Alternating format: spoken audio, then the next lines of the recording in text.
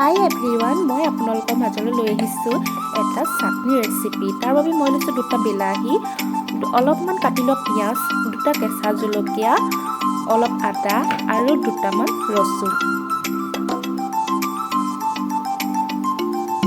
এতিয়া মই গেছটো জ্বলাই লৈছোঁ আৰু গোটেই বস্তুখিনি এখন টেৱাৰ সৈতে পুৰি ল'ম।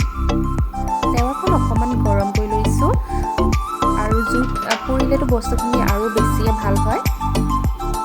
আজি মই টেৱাতে গৰম কৰিছোঁ আৰু এতিয়া মই এটাকৈ গোটেই বস্তুখিনি দি ল'লোঁ। দেখিছেনে? এতিয়া মই অলপ অলপকৈ হিলাই থাকিম। এয়া অলপমান মোৰ হৈ গৈছে। এয়া মই অলপ উলটিয়াই দিছোঁ। মোৰ পূৰা হৈ গৈছে। এতিয়া মই এখন প্লেটত উলিয়াই লৈছোঁ আৰু বিলাহীখিনি সৰু সৰুকৈ কাটি লৈছোঁ।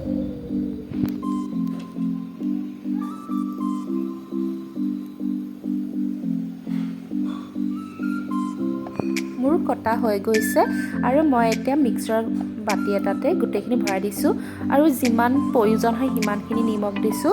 আপোনালোকে প্ৰয়োজন মতে দি ল'ব। এয়া মোৰ পিচি হৈ গৈছে। এয়া দেখিছেনে, ইমান ধুনীয়া হৈছে। খাবলৈ বহুতেই ভাল হয়। আপোনালোকে বনাই চাবচোন, অতি কম সময়তে বনাব পাৰি।